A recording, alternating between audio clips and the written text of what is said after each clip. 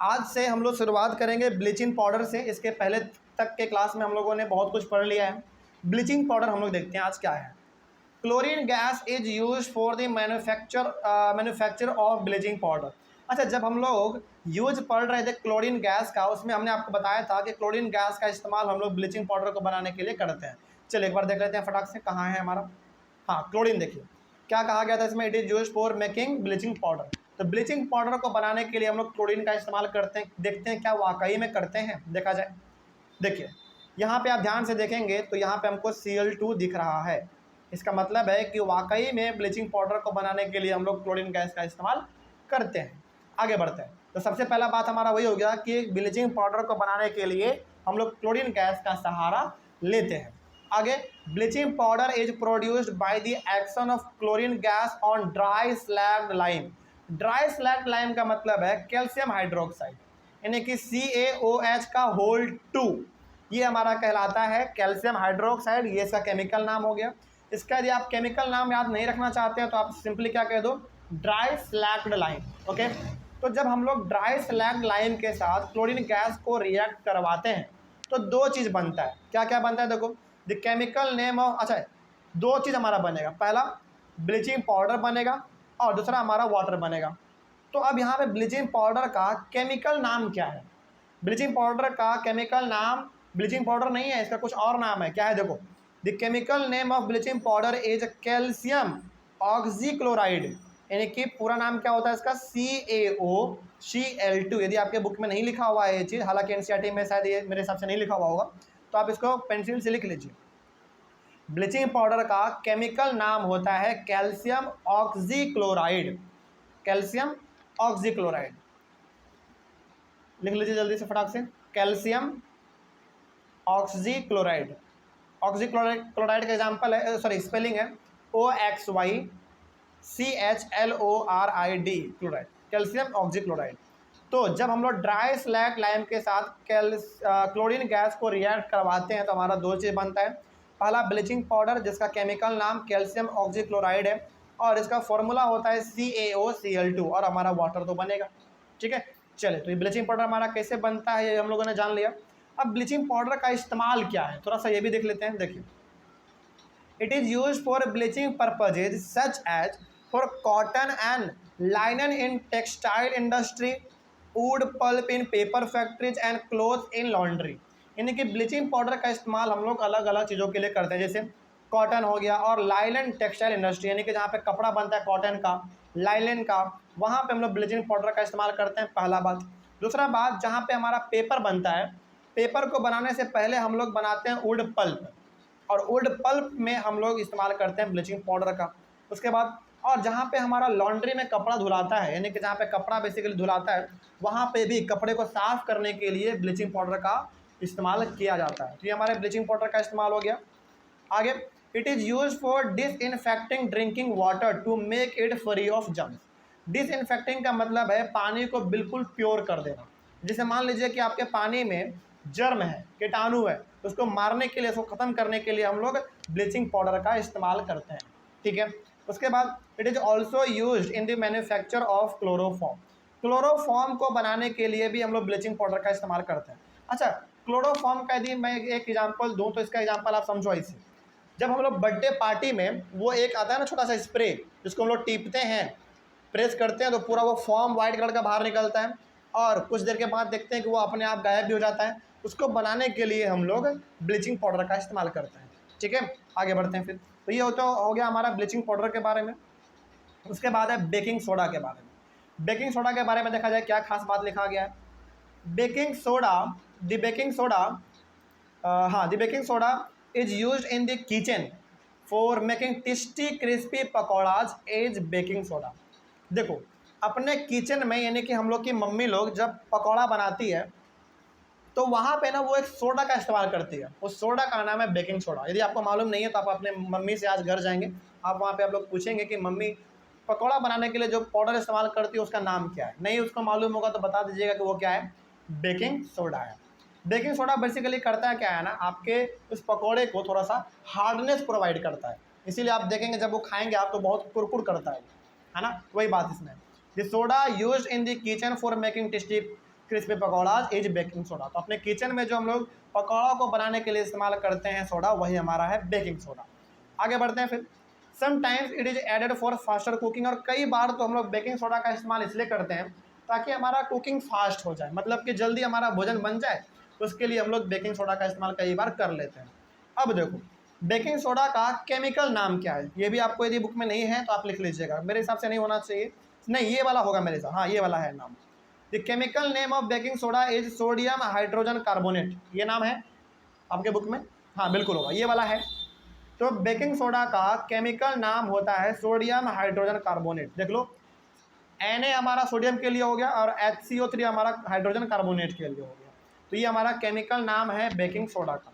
अब ये हमारा बेकिंग सोडा प्रिपेयर कैसे होता है, थोड़ा सा इसके बारे में भी आप देख लीजिए। NaCl यानी कि नमक, वाटर, कार्बन डाइऑक्साइड। अच्छा बताइए NH3 हमारा किसका होता है फॉर्मूला, अमोनिया का, वेरी गुड। NH4 होगा अमोनियम का और NH3 होगा अमोनिया का। तो इन सभी को आपस में रिएक्ट करवाया जाता है तो आपको दो चीज़ मिलेगा, पहला NH4Cl यानी कि अमोनियम क्लोराइड, और दूसरा तो हमारा बेकिंग सोडा ही है, सोडियम हाइड्रोजन कार्बोनेट यानी कि NaHCO3। ये सब का सब रिएक्शन आपको याद रखने पड़ेंगे, एग्जाम्पल में पूछा जाता है, एग्जाम में खास करके ये पूछा जाएगा। आगे बढ़ते हैं, इसमें कोई डाउट नहीं। तो हमारा बेकिंग सोडा कैसे बनता है ये हमको मालूम चल गया। अब बेकिंग सोडा का ना दो रिएक्शन यहाँ पे और दिया गया है, क्या रिएक्शन है देखा जाए। The following reaction takes place when baking soda is heated during cooking. अब देखो कई बार क्या होता है ना, हम लोग अपने भोजन में जब बेकिंग सोडा का इस्तेमाल करते हैं, यानी कि भोजन को बनाने के लिए बेकिंग सोडा का इस्तेमाल जब करते हैं तो ये रिएक्शन हमारा टेक्स प्लेस होता है। एग्जाम्पल मान लो जब हम लोग पकौड़ा बनाते हैं, तो पकौड़ा बनाने में हम लोग जब बेकिंग सोडा को मिलाते हैं तो बेसिकली ये रिएक्शन हमारा टेक्स प्लेस होता है।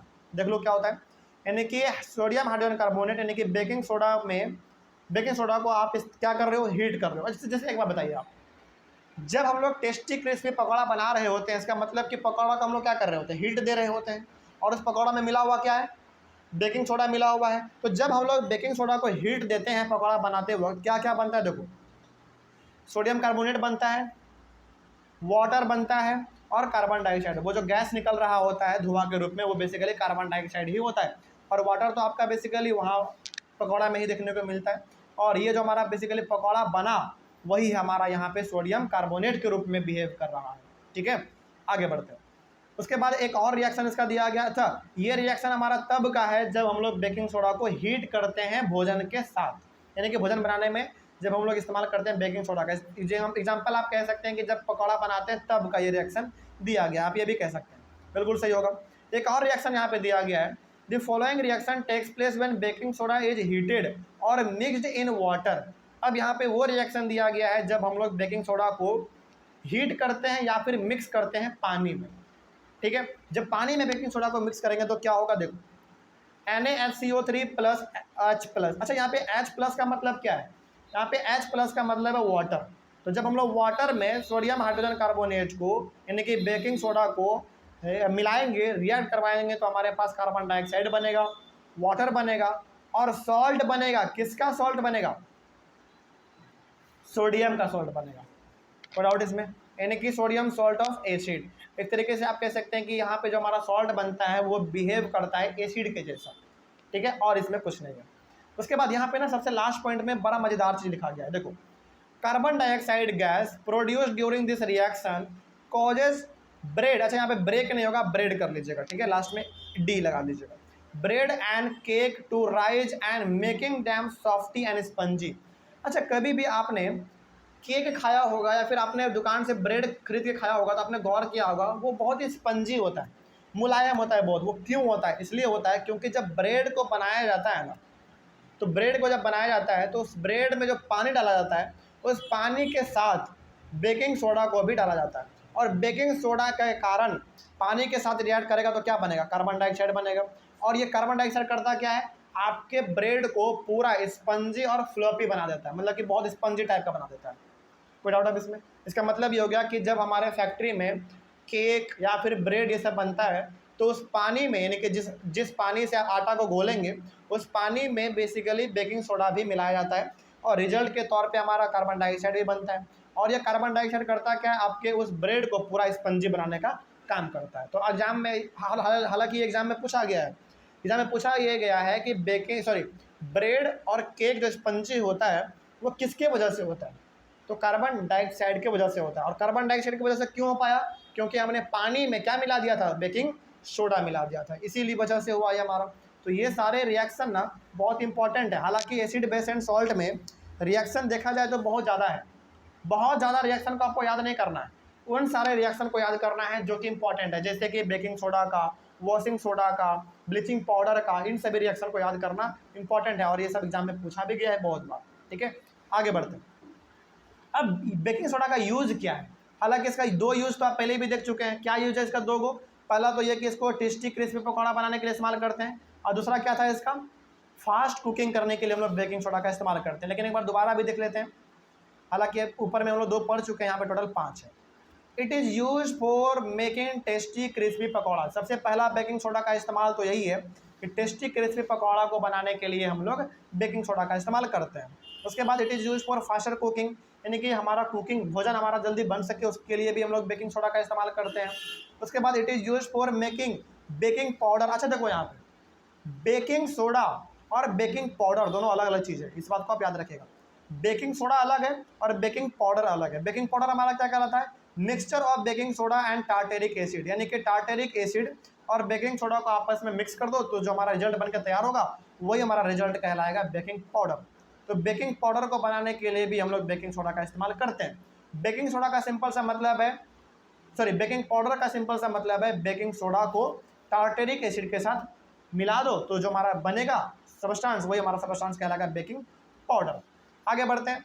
It is use to neutralise excess acid in the stomach and provides relief because it is a base. अच्छा देखो, कई बार हमारे पेट में ना एसिडिटी हो जाता है, हम लोग क्या करते हैं, इनो पीते हैं। मान लीजिए कि इमरजेंसी के केस में आपके घर में इनो नहीं है और आपके पेट में एसिडिटी बढ़ गया है, यानी कि अजीब अजीब का ढकार आपको आ रहा है, आपका पेट एकदम जल रहा है अंदर से और आपके घर में इनो नहीं है, तो आप क्या करो, आप मम्मी से बोलो कि मम्मी बेकिंग सोडा कहाँ है।